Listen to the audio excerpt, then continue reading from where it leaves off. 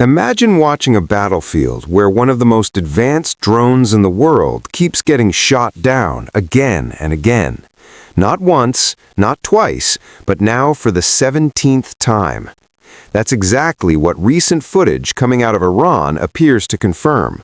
Another U.S. Air Force MQ-9 Reaper drone has been destroyed, adding to a growing list of losses that's starting to raise serious questions about how these systems are being used and how survivable they really are in modern air defense environments. To understand why this matters, you need to first understand what the MQ-9 Reaper actually is. The MQ-9 Reaper is not just any drone. It's one of the most well-known unmanned aerial vehicles in the world. Designed for both surveillance and strike missions, it can stay in the air for long periods, monitor targets in real time, and carry precision weapons when needed. It's been a key part of U.S. military operations for years. But here's the thing. Even though it's unmanned, it's not cheap.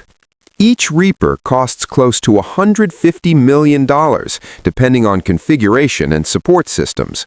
That's a huge investment for something that is now being shot down repeatedly in high-risk environments. So why use it at all? The main reason is simple. It keeps pilots out of danger.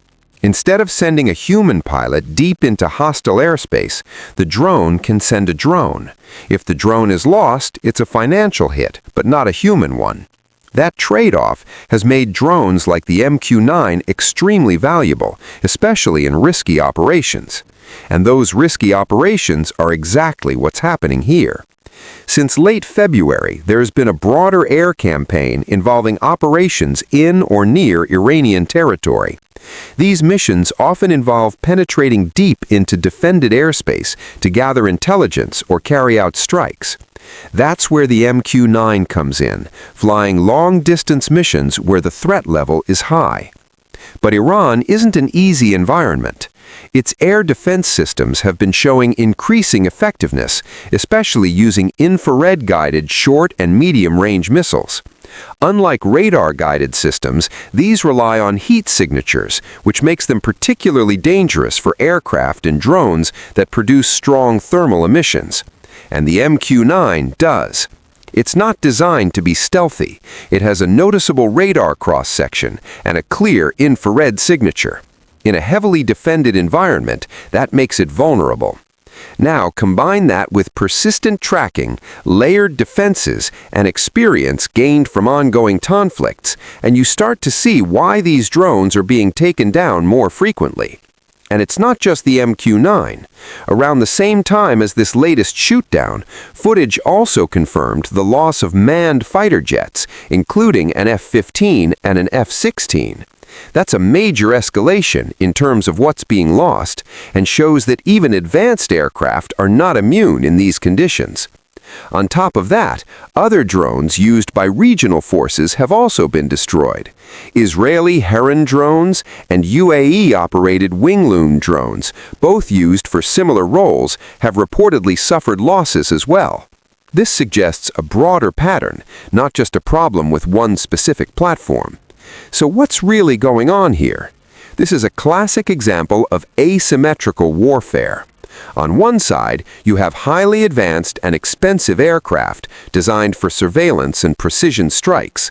On the other side, you have air defense systems that are much cheaper but increasingly effective, especially when used strategically. If a relatively low-cost missile can destroy a drone worth over $100 million, that's a significant imbalance. And when it happens repeatedly, it becomes a serious operational and strategic concern. Now, let's talk about the bigger impact. These losses don't just affect current missions, they also have ripple effects across future plans. There are already reports suggesting that continued losses of MQ-9 drones could delay deliveries to allied countries. For example, aircraft that were planned for export may now be redirected to replace U.S. losses instead. That shifts priorities and can impact defense relations and timelines. It also raises questions about the future of the MQ-9 itself. If the drone is proving vulnerable in contested airspace, then what comes next? There's already growing pressure to develop a successor, something with better survivability, lower radar visibility, reduced heat signature, more advanced defensive systems. In short, a drone that can operate in high-threat environments without being easily detected and destroyed. Because the reality is, warfare is evolving fast. Air defense systems are getting smarter, detection methods are improving, and anything that can be tracked can eventually be targeted. The MQ-9 was designed for a different kind of battlefield, one where the enemy didn't have strong air defenses. But that environment is changing, and now these drones are being tested in conditions they weren't originally built for. And the results are becoming clear. Repeated losses, increasing risk, and growing pressure to adapt. At the same time, it's important to understand that these drones are still valuable. They still provide critical intelligence. They still allow operations without risking pilots.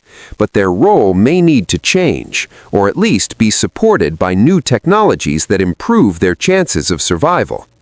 What we're seeing right now is not just a series of shootdowns, it's a shift. A shift in how effective certain systems are, a shift in how wars are fought, and a shift in what kind of technology is needed moving forward. Because in modern warfare, it's not enough to be advanced, you have to be adaptable. And right now, the battlefield is forcing that adaptation faster than ever. Subscribe for more updates and comment me to show your opinion.